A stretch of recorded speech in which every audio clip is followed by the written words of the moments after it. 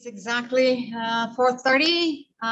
Thank you all for joining us. I'm Sonia Hurd, and I'm the Dean of the College of Environment and Design.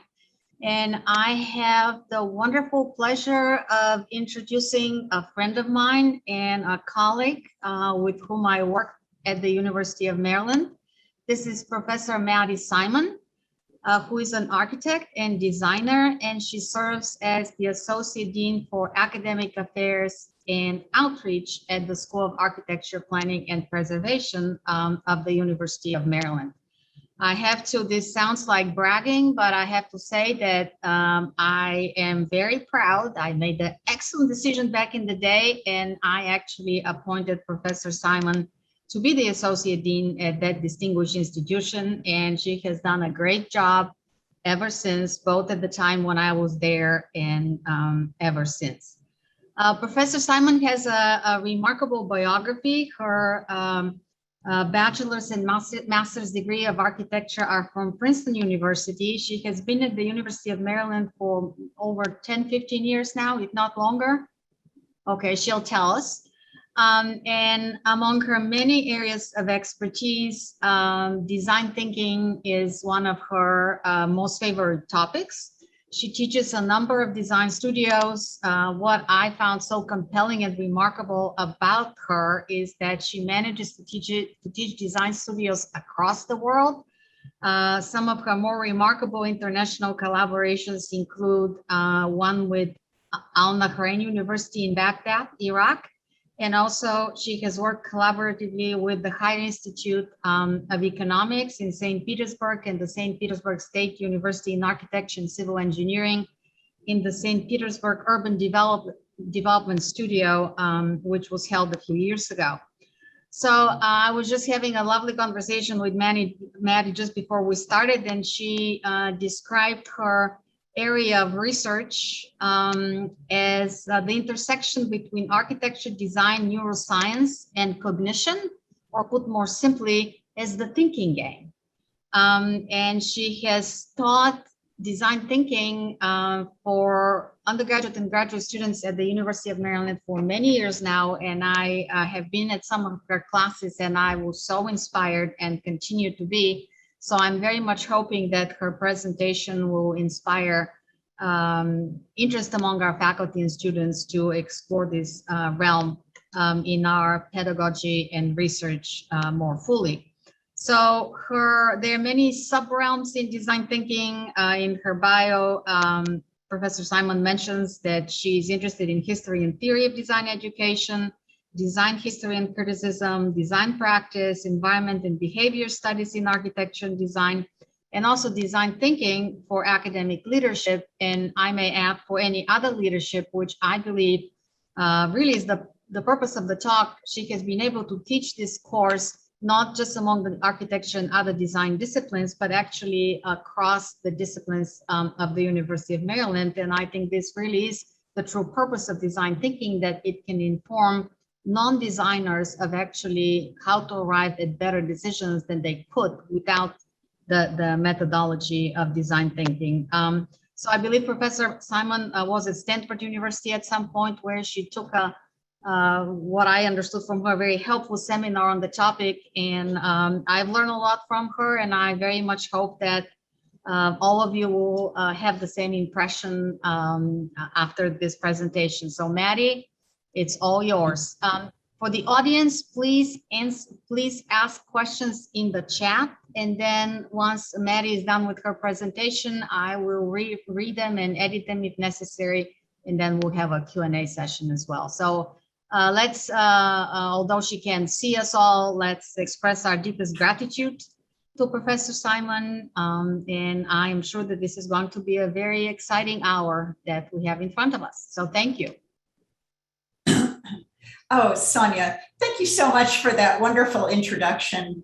I have to say I'm extremely grateful to you for at least two things. One is for making me Associate Dean, because I have been having a great time. And the other is for this invitation to talk about what's really my favorite topic. So I hope I don't go too far over time. Stop me and start asking questions. I am going to jump right in and share my screen. So I am so pleased to be here with you all today to talk about teaching design thinking.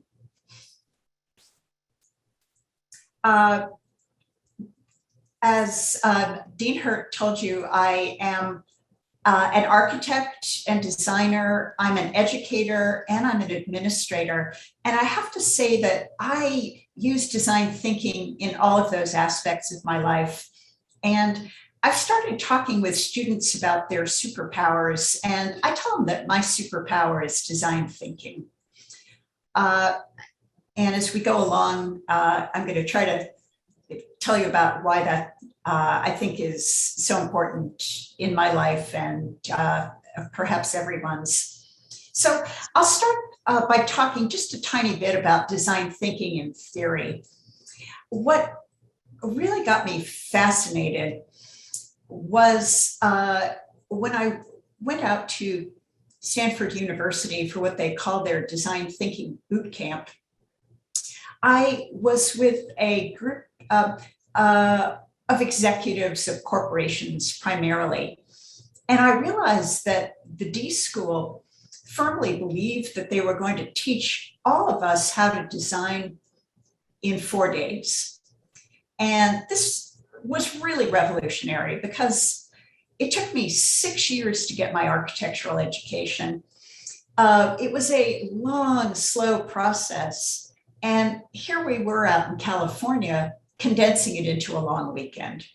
So this has stayed with me ever since. And I've really been trying to tease out how it is that the vision of design thinking education could be so different for the built environment professions on the one hand, and the kind of wider innovation and entrepreneurship community. So here's just a few thoughts on that subject. One is just starting at the beginning with what is design. So design is sometimes defined as creative problem solving. What I find to be a much more rich and interesting definition, though, comes from a book that was written in 1969 that's probably the seminal text of design thinking. The book is called Sciences of the Artificial. And the author wrote that while the scientific method is a way of discovering what exists, design is a way of discovering what might be. And I love this definition because I would say that it just frames the mission of designers as terribly important. So I'll come back to that later. So as I read through the literature of design thinking, I came upon some different strands. The one coming from the design professions tends to characterize design thinking as a mystery, as a kind of a black box. So in one of the 2 books called Design Thinking, the author Nigel Cross wrote, "My aim is to reveal and articulate the apparently mysterious and sometimes deliberately mystified cognitive and creative abilities of designers that are common across many design domains." He goes on to talk about design as a kind of a talent, a natural ability, something inborn. He says the most significant outcome from the varied studies and research into design practice has been the growth of respect for the inherent natural intelligence that is manifested in design ability. And he goes on to say that early attempts to reshape the process of design into something more rational and systematic were founded perhaps on a disrespect for this natural design ability and a strong desire to impose order onto design thinking. So yes, I do think that that is where design thinking, as practiced by the innovation and entrepreneurship community, is headed. So that idea that design ability is a talent, you've either got it or you don't. And if you've got it, you're initiated into the mystery. I think that that's an idea that's very familiar to me from my own architectural education. So is that the way it has to be? There's this parallel discourse that views design thinking as a teachable skill that all can learn. And this has been put forth and popularized by the design firm IDEO and Stanford University's D School. So here's David Kelly speaking at the D School, and he's a founder of IDEO and Stanford's program.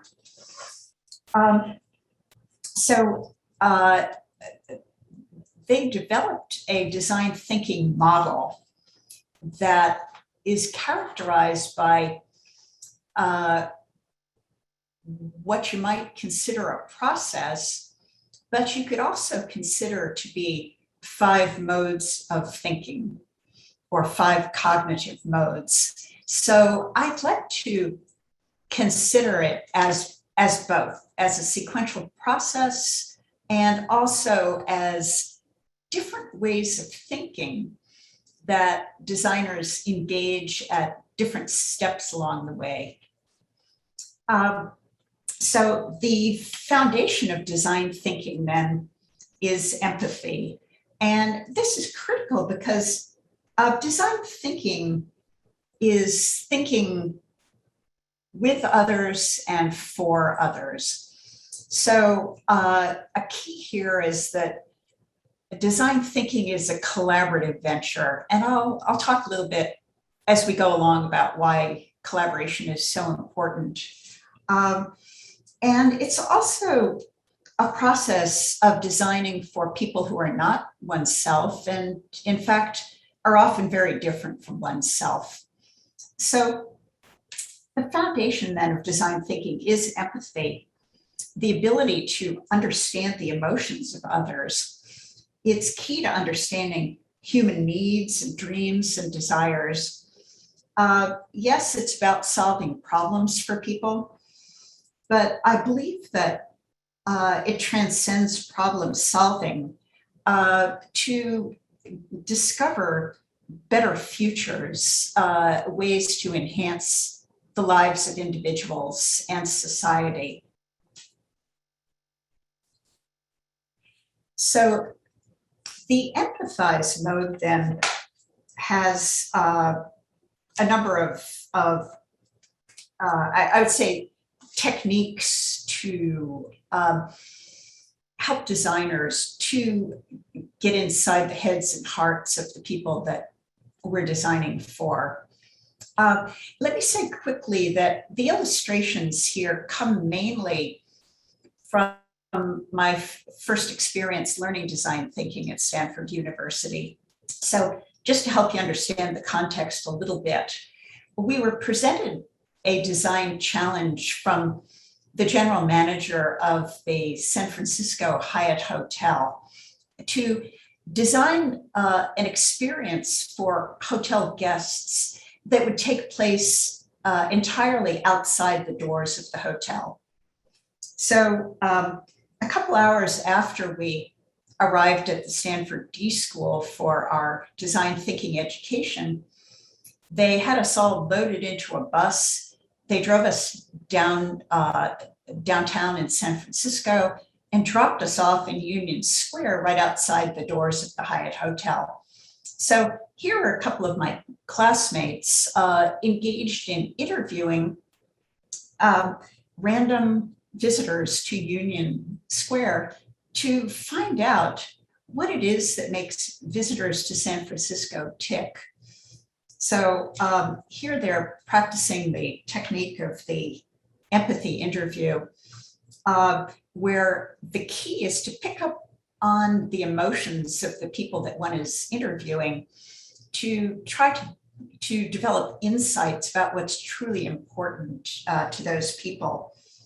And another technique for developing empathy is to immerse oneself in the contexts and situations and lives of the people that we design for. I would like to just tell a quick story that has stayed with me ever since that experience at Stanford. We had this lovely opportunity to hear from an industrial designer, Doug Dietz, who specializes in medical equipment. And he told us what to me was an extremely affecting story. He had designed this CT scanning equipment, and he went to visit one of the hospitals where it was in use so he could talk with the technicians about how it was working for them.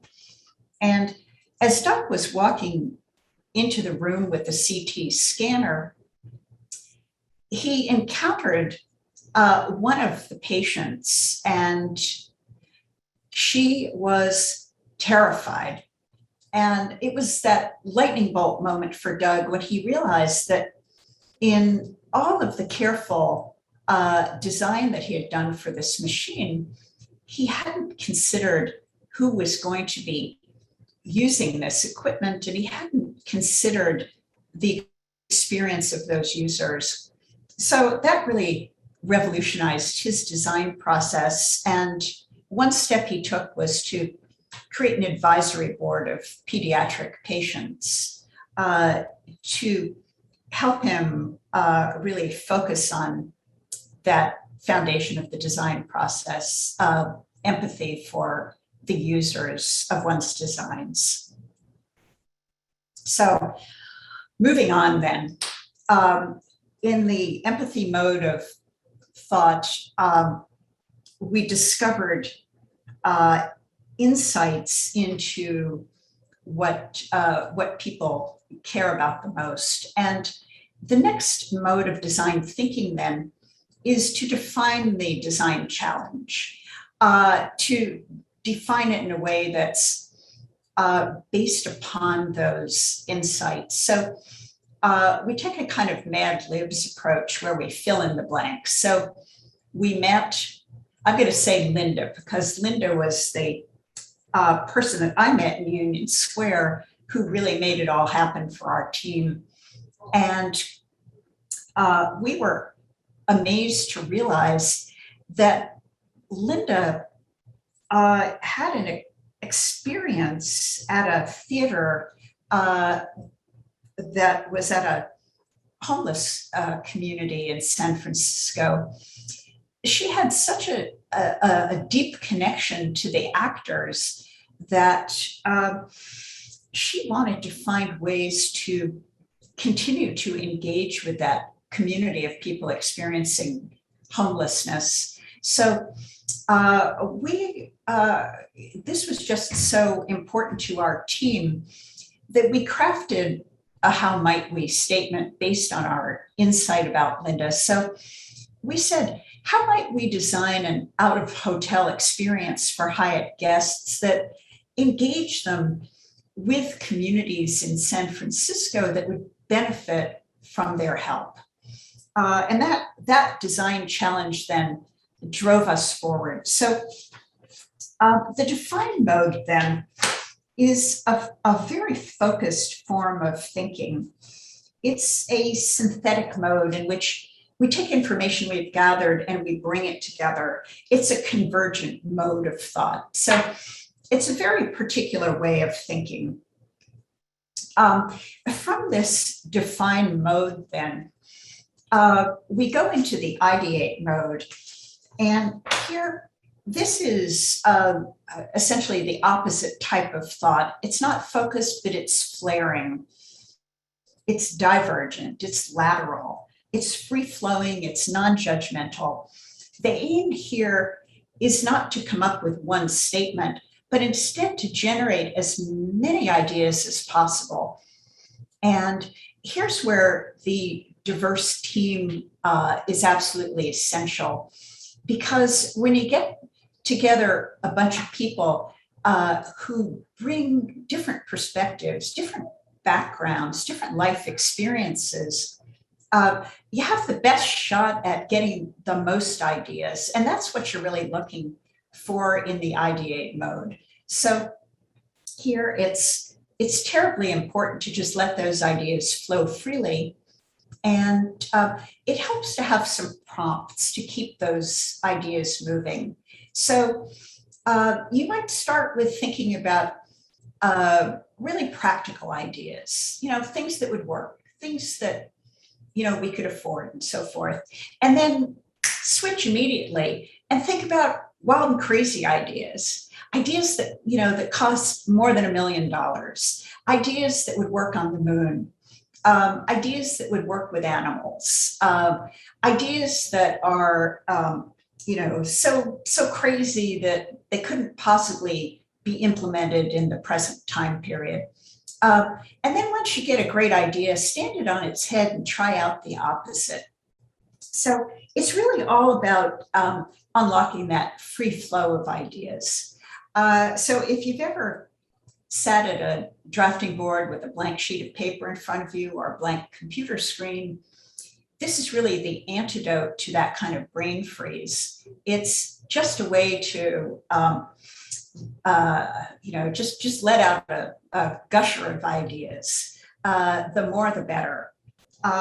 Now, once you've just absolutely filled up all available space with those ideas, then it's time to move into the other ideate mode, which is a focused, convergent, evaluative type of thinking, which examines the myriad of different ideas and begins to make sense of them. You can classify those ideas. You can put together ideas that seem to relate to each other, that might connect to one another. And ultimately, you compare them to the design challenge. So what's the most promising way to address that design challenge? What idea or ideas do you want to take and explore further as you go forth in the design thinking process? So the next activity and mode of thought is prototyping. So prototyping is a way of making ideas three-dimensional, a way of getting them out of your head and into the team space, very important when you're working collaboratively. And they're also a way of getting those ideas in front of the users of your design.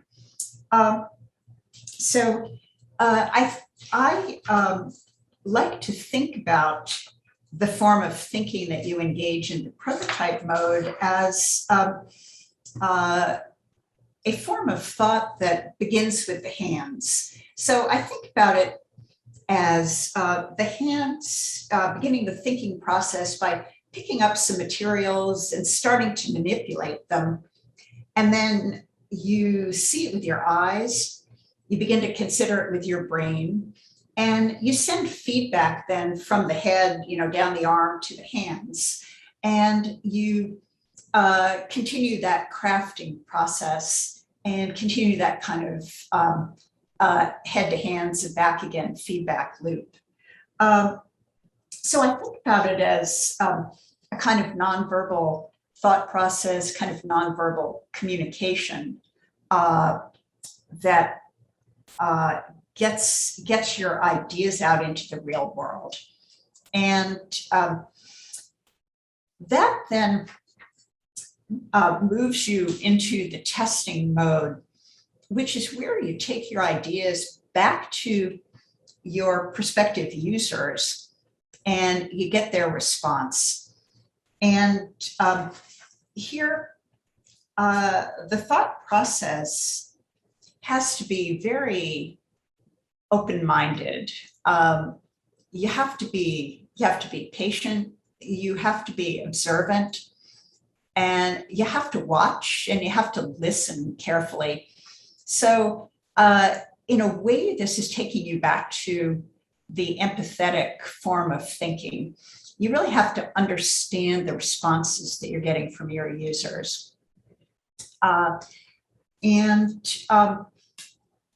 So then you've gone through those 4 steps in the design thinking process. You've gone through those 4 modes of thought, but it doesn't end there, because iteration is really key to design thinking.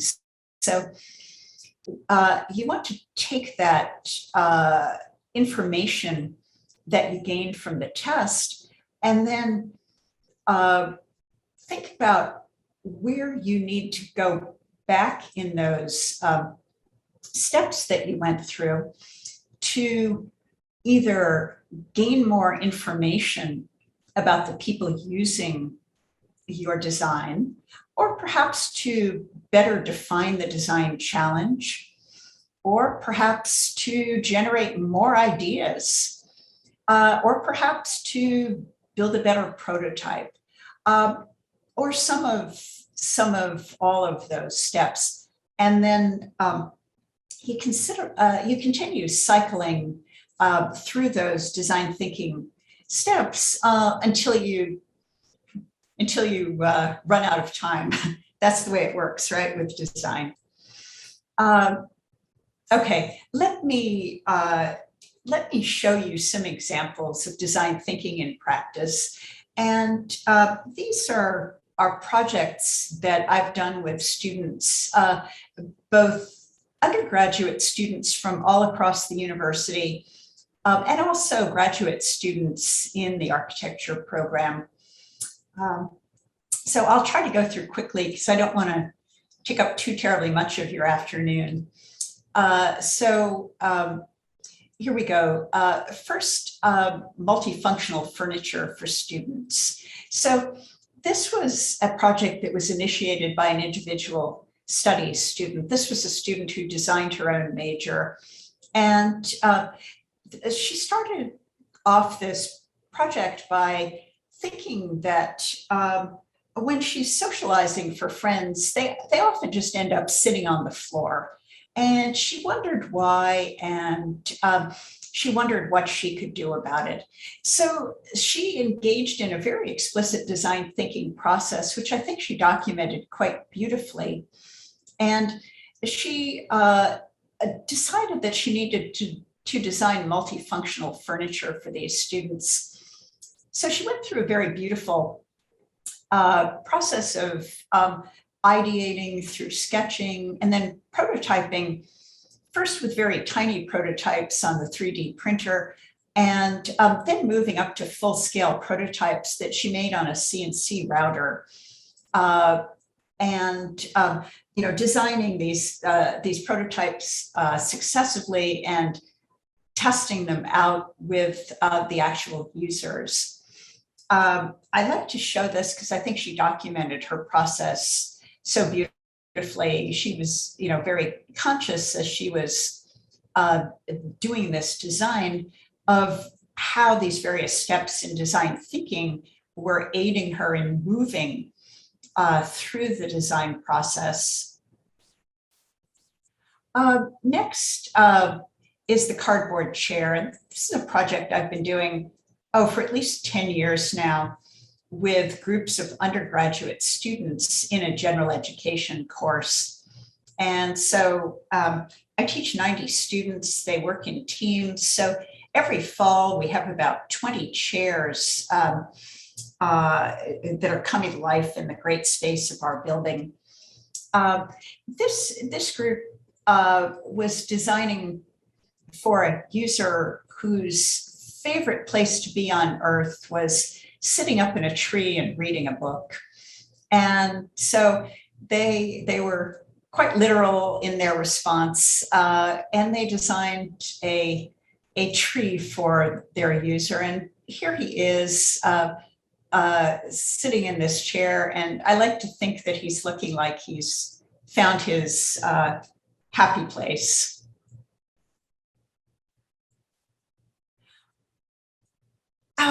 Next project I did with a group of graduate students. We were approached by the Girl Scouts of Central Maryland, who wanted us to help them to re-envision the outdoor experience for 21st century Girl Scouts. So we started by immersing ourselves in that camper experience.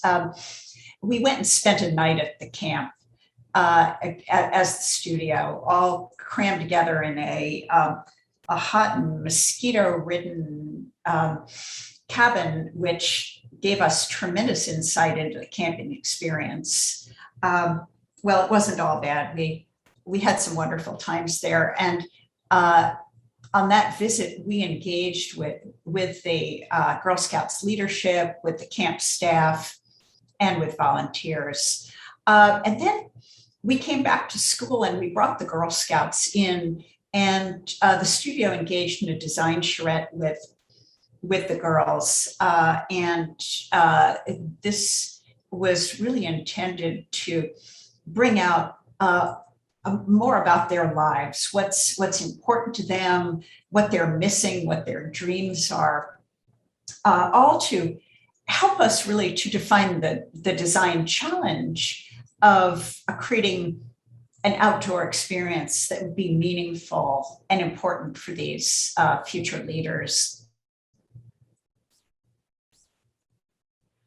A project that we started last year was to design a celebration. And we really thought about this as a way to light up the darkness that we were all experiencing in the pandemic. So this was a project that I did with undergraduate students from around the university.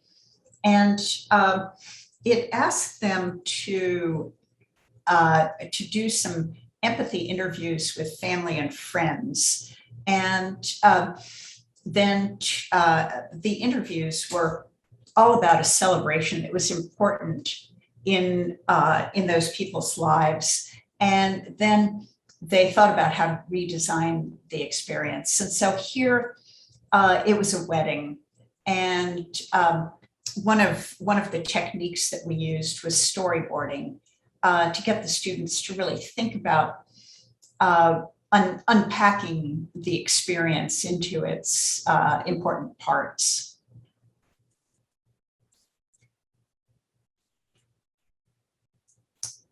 Sorry, I seem to be going backwards here.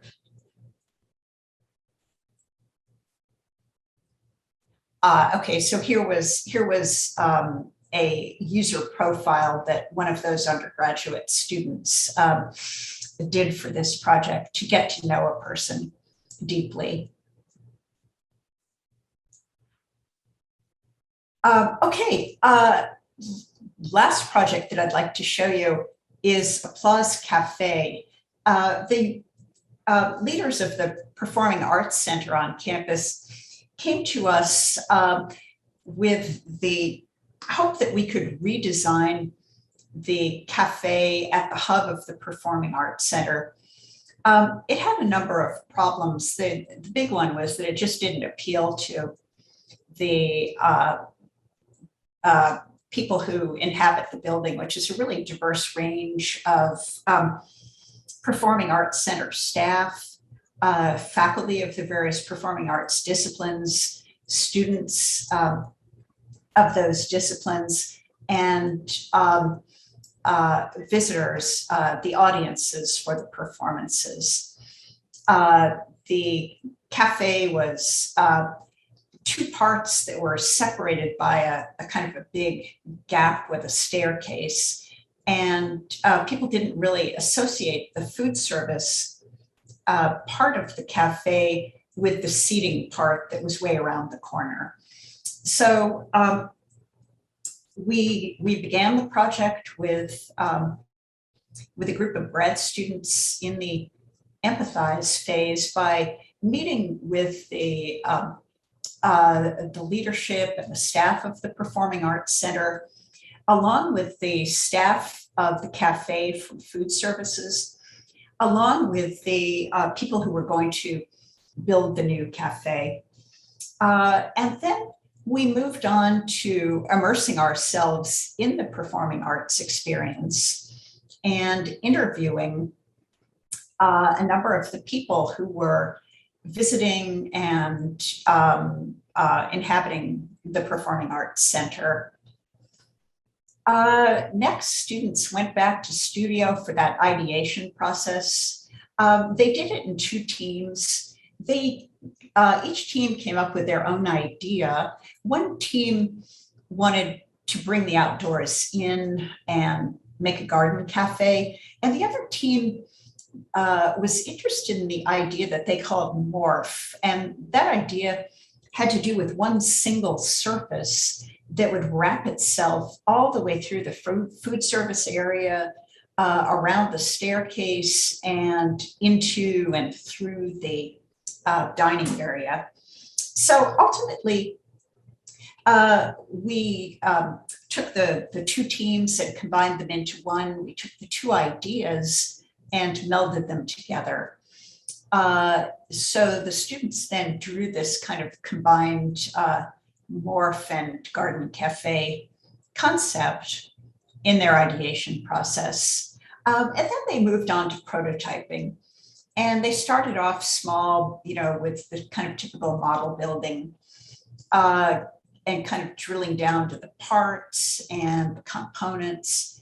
And then we made a big leap. We moved the studio into the Performing Arts Center so that we were really immersed in the context that we were designing for. So our studio was incubated in the prop shop of the Performing Arts Center.